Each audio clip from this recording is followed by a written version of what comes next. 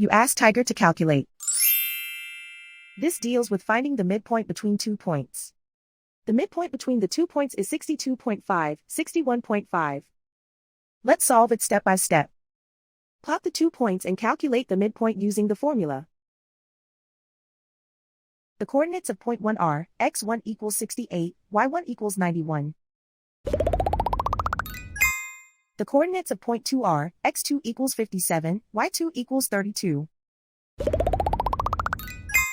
PM represents the midpoint of the 2 points.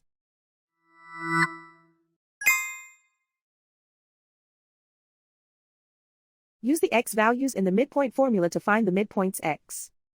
x1 equals 68. x2 equals 57. Simplify the arithmetic.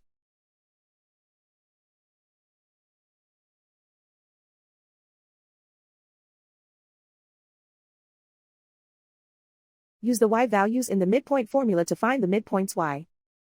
y1 equals 91.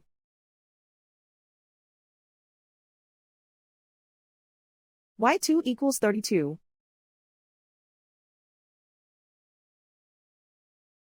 Simplify the arithmetic.